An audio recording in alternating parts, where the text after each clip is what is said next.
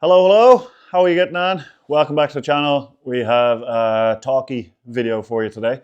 This year, I guess for me, it was quite a unique year and unique setup, many things, and had quite a lot of questions over the year and quite a lot of stories to tell. So we kind of all year had planned we'd do a video at the end to kind of recap things and explain things a bit.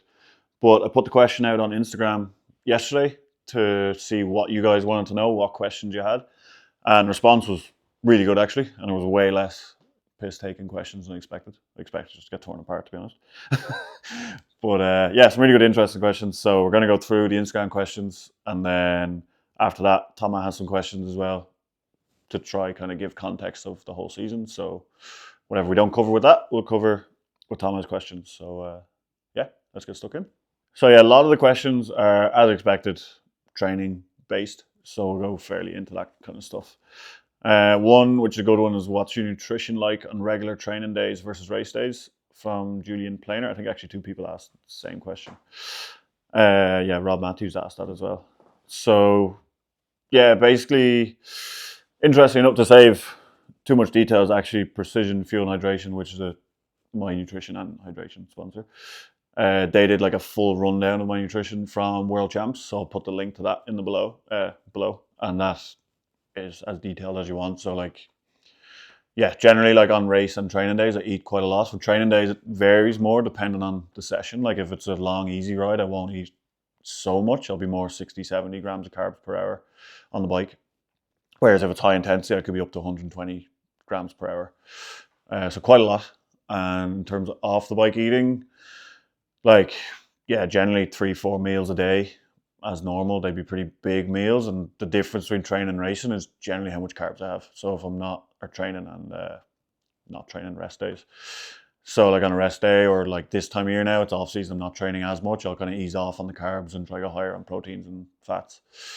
Generally like my diet's not crazy. Like I think I still keep a pretty good balance of, if I want to eat something bad, I eat something bad, but it's every now and again, it's not every day.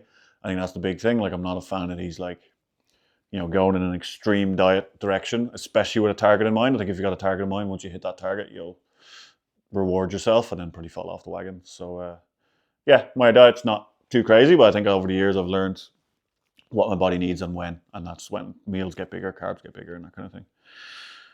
So on to the next one. MKGEGN, Mickey Egan, maybe. How many hours a week do you spend on the training on and off the bike? So general week for me would be about anywhere from 16 to 25 hours. Most of that will be on the bike. Like I do 2 to 3 gym sessions a week, and that'll be 4 or 5 hours in the gym, maybe in the off season, that is. So anywhere from 10, 15, 20 hours on the bike. And that can vary. Like a lot of that would be, another question was, do I do much zone 2 training? And like a lot of the riding is zone 2. And even if it's an interval session, you'll only spend, like even if it's a VO2 session, you'll only spend 10 minutes of that session maybe at VO2, and the rest of that 2-hour ride, you'll be at zone 2. So quite a lot of volume, especially this time of year when it's like now as I get back into training, intensity's lower and it's kind of more steady miles. So that's when the hours might come up. So you might do a big hour week, and it's a different kind of tired compared to some, as the season gets closer, the hours might be shorter, but the intensity is really high. So it's like a different kind of fatigue you get. But generally there's always an element of fatigue hanging around. Steve Mack, I want to know, do you still eat almond fingers part of your nutrition program? When I was a young flit on the bike, I was notorious for going into Centra on the way to go mountain biking, and I'd get a chicken fillet roll and a packet of almond fingers. If you're not Irish, you don't know what they are. They're just these delicious little slices that are, I think they're made of marzipan and they're just a little flake almond on top. I don't know why they're actually called almond fingers, but they're delicious, and I used to love them. And I don't eat them enough these days. I might go get myself a packet tomorrow now just to treat myself, Audrey wants to know if Thomas is going to split the G this week. He's yet to do it, but we'll have to give it another try. Yeah, doing well. If you're Irish, you know what that is. If you're not Irish, you probably know what that is as well. 162 Stewie Edmonds. How did you find running your own gig and also being the rider? Was there more stress? yeah, obviously this is a big part of my season this year was running my own setup, and I loved it honestly. I think I've been racing so long now that I know what I need, and like I know, like I think in organizing the logistics and stuff like that, it kind of comes fairly natural, I would say. And obviously, this season being in Europe made things a lot easier. Like we could drive most places, and then Ewan and Thomas would kind of fly in from wherever they were. So it wasn't the same organization level as if we're going to South America or Tasmania or whatever. So that made it easier. Definitely, there was times it was more stressful. Like early off season, it was massively stressful. We can talk more about that side of things because that's kind of a different part of it. But like, yeah, once I got everything, once you kind of sponsor on board and budget was there and things started getting booked and accommodations were booked and stuff, the stress levels definitely came down. And then, yeah, there was in terms of the racing side of things, like I knew I trained well.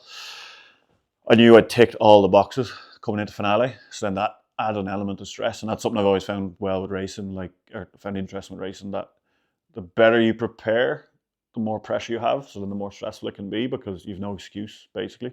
Like if you turn up with a bit of an injury or a bit of sickness or something, it takes a bit of pressure away because you can kind of fall back on that excuse.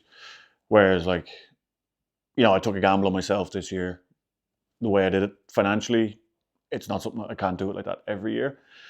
So I kind of knew like I need a good season to make the next year's work. So it was really a make or break season. Because if it didn't go well, and I had not the best few years before, and like if I stayed on those kind of results, I wouldn't have gotten sponsorship for next year. So it probably might have been the end of the road, unfortunately.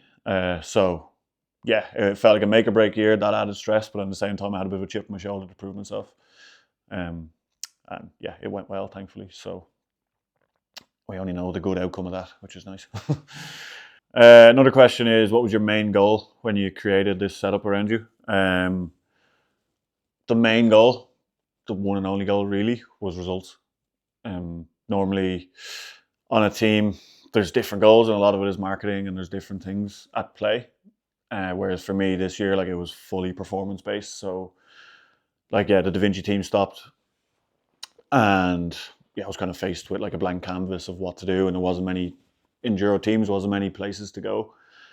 So, and there wasn't many places I wanted to go as well. And having had a tough few years, like again, I knew I needed to have a good season this year, and I really wanted to as well. So I kind of wanted to just like kind of sat back and was like, what's going to give me the best chance at this time next year, which is right now, being proud of what I did and like being happy with my results and not happy with my bank account or whatever.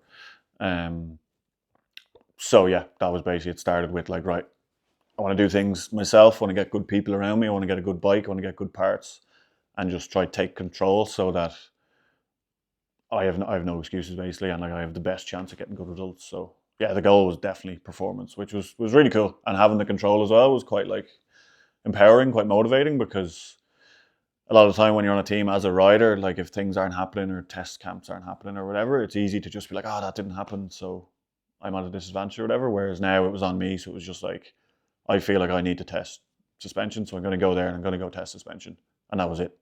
Like end of conversation. So it made me kind of look at every detail and kind of no stone unturned approach, which taught me a lot. And it made me realize how much you can do. And like even like terms of my nutrition, everything. Like I think I've stepped up a lot of areas of my racing and preparation because of that. So yeah, it's definitely the year I've learned the most.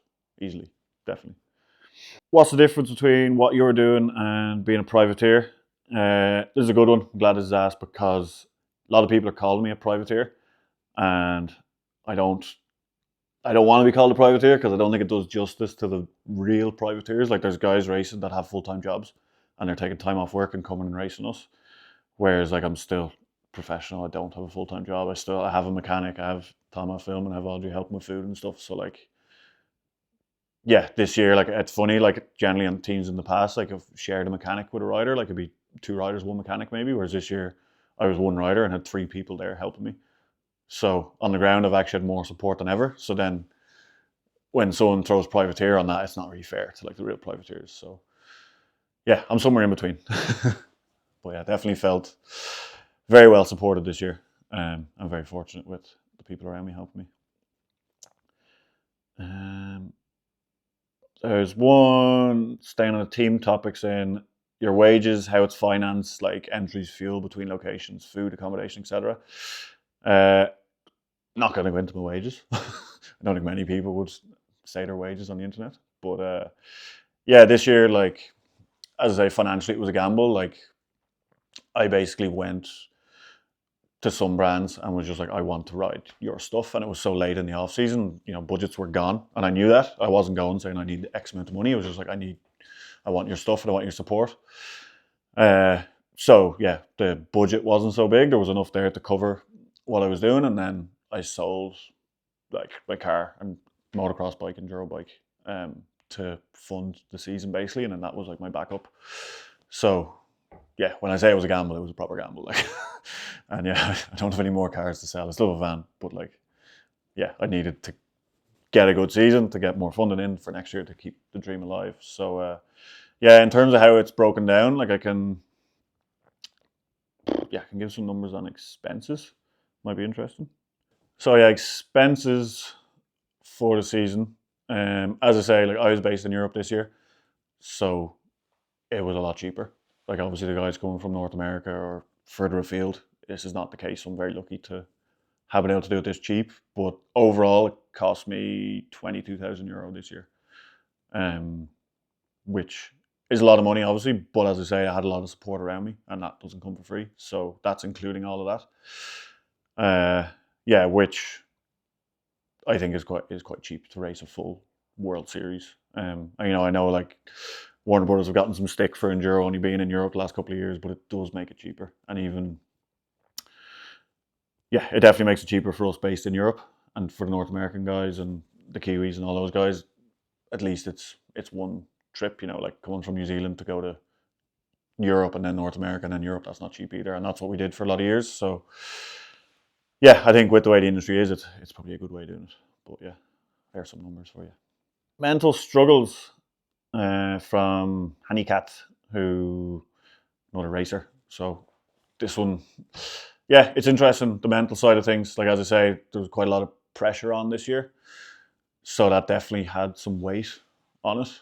And yeah, I think like most people, like I have my ups and downs, but yeah, I think the clouds kind of lifted more and more as the off season opened up and stuff. So it wasn't too bad this year. I kind of yeah, wasn't much of a mental struggle, but to talk more on the mental performance side of things, which it's kind of like, yeah, I feel like talking about mental stuff is a bit of a taboo subject, but definitely mental performance is such a big element of racing, and it's not something that's talked about enough. And that's something I did work on quite a bit this year. And like I say, no stone unturned. Like that's an area of racing that I went more into, and definitely like unlocked some performance in there. And I think it's a really, really important thing to work on. And whether that's working on your eye coordination, focus speeds, all those things with like juggling, throwing balls, or even just focusing on your finger near fire kind of stuff.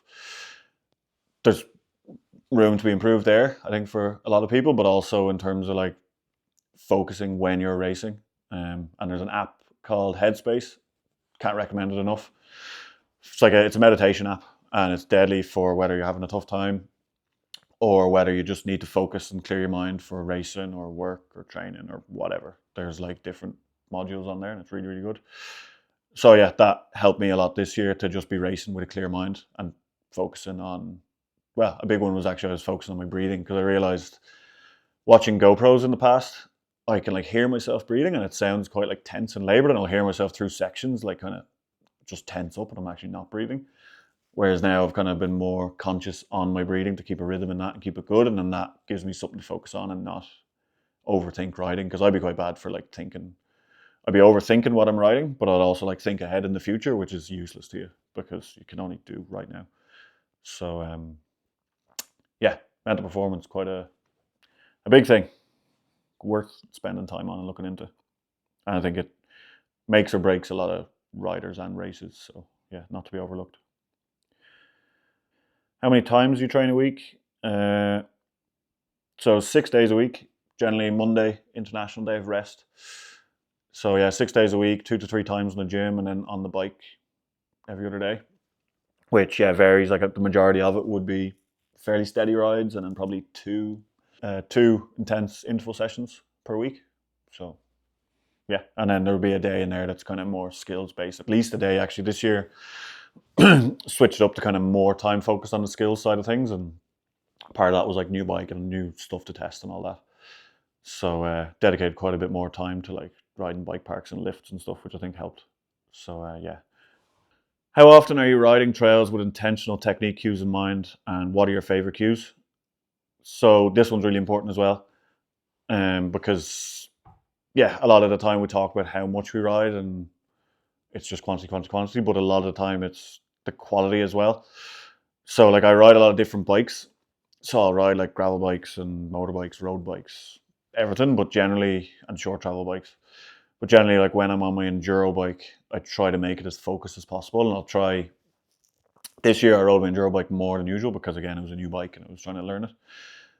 But like in a normal year where I'm like really confident on the bike, I'll try to ride the enduro bike less, and I'll only ride it on days where I know I'm going to ride well. So like skills days or days when I feel fresh, or like, sometimes I'll be in the gym in the morning and then have a 2 hour ride in the afternoon. And I know for that ride, because of the gym, I'm not going to ride very well. So I might not ride the enduro bike.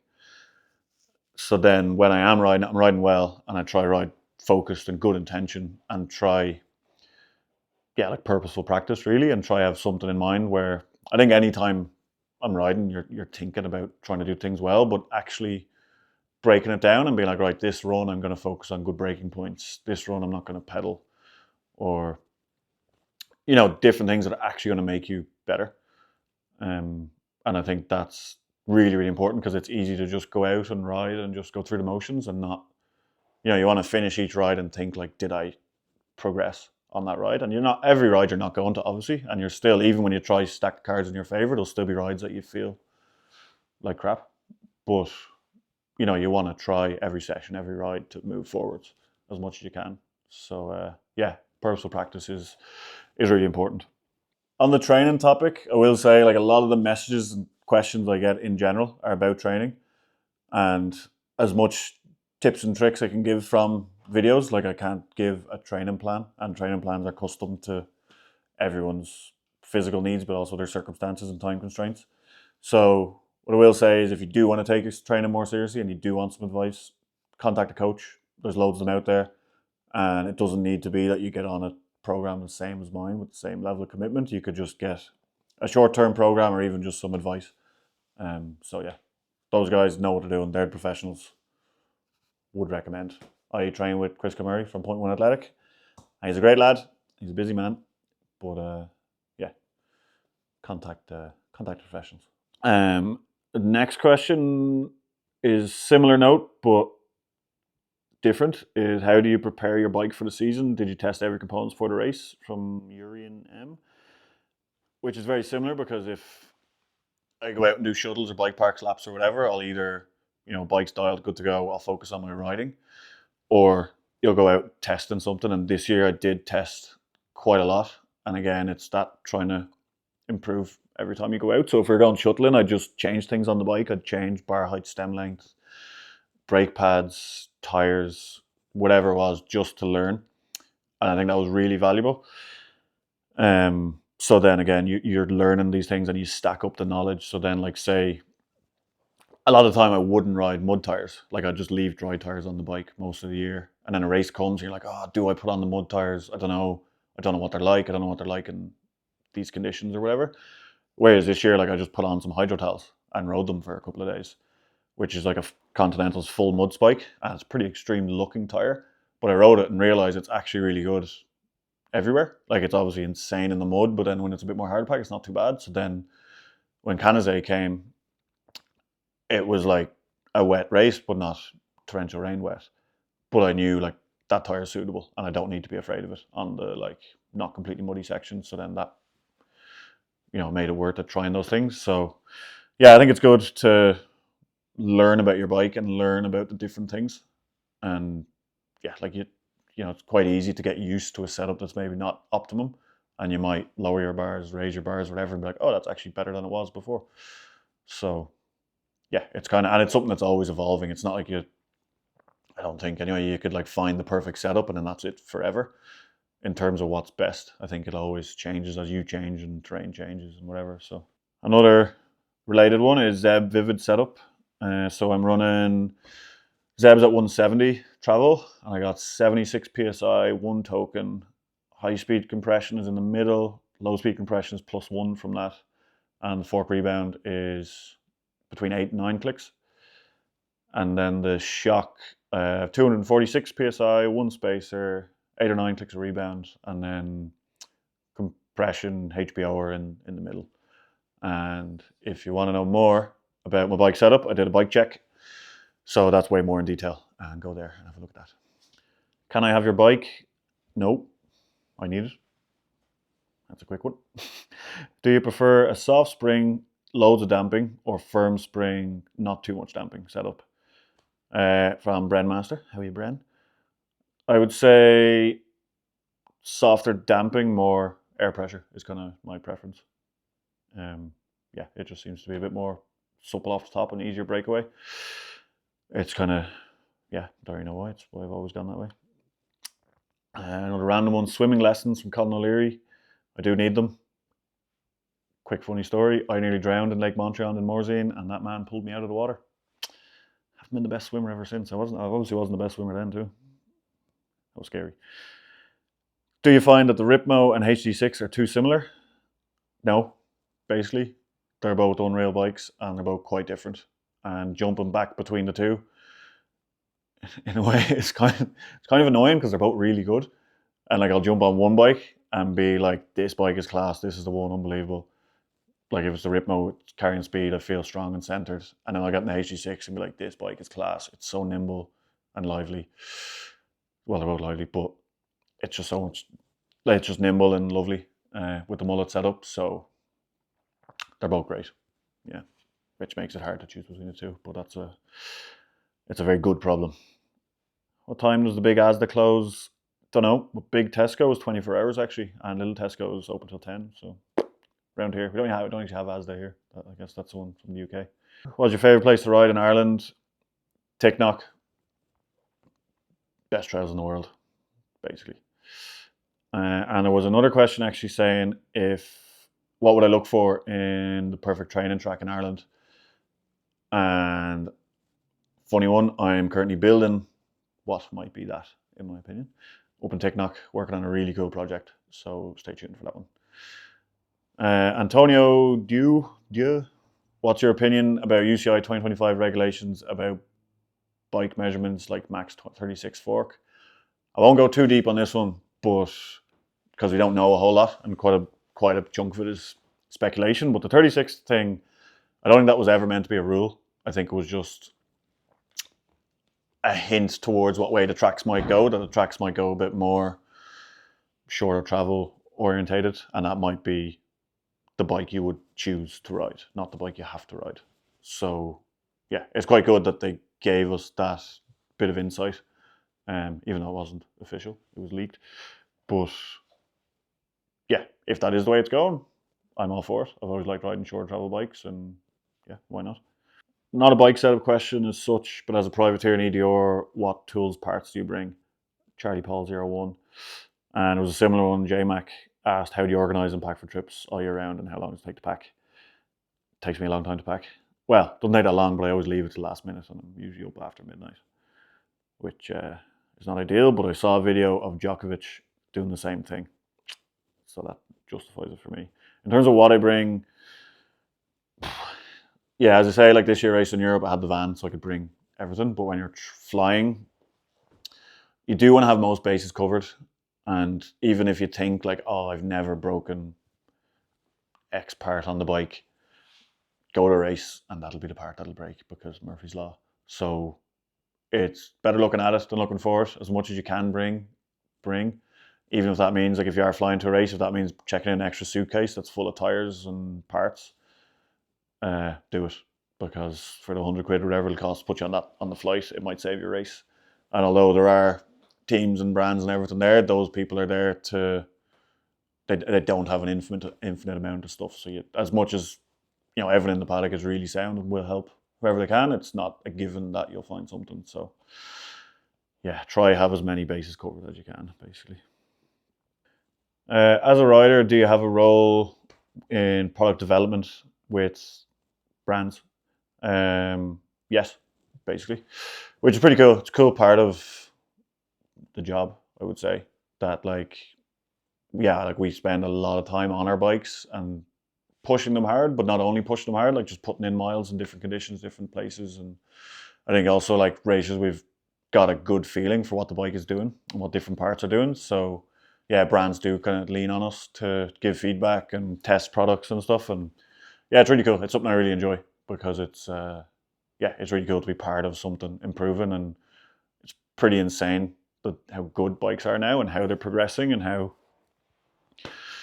how reliable they are and how well they work and what they let us do. So yeah, it's pretty cool to like see the kind of background of how those things happen and how things get better and how people in the bike industry just want riders to enjoy their riding more, you know, because a lot of the people behind the development of all these things are bikers themselves. So they don't want people having stuff breaking on them, or, you know, they want things to work well. So yeah, it's cool to see that side of things. I do enjoy it. Final question is a good one. What's the plan for 2025?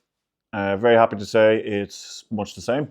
Pretty much. If it ain't broke, don't fix it. This year went really well in every way. Results are great. Really enjoyed it. So yeah, gonna stick much the same. Very happy to be staying on Ibis bikes as well, which is cool. And quite a lot of the parts will stay the same as well. So yeah, really nice to be at this side of the off season and knowing that I'm staying on familiar stuff and I can just build on what we did this year. I don't need to do anything, figure out anything new. And yeah, compared to where I was this time last year, like it's such a better place to be. So yeah, really excited. So that's all for the questions for now. I just want to say a massive thank you to anyone who's watched this video, but also all the support I've had this year. It's actually been insane. It's the most support I've probably ever felt. So yeah, really thank you. I do really appreciate it. And it is very motivating and very fulfilling. So thank you. If you enjoyed this video, let me know.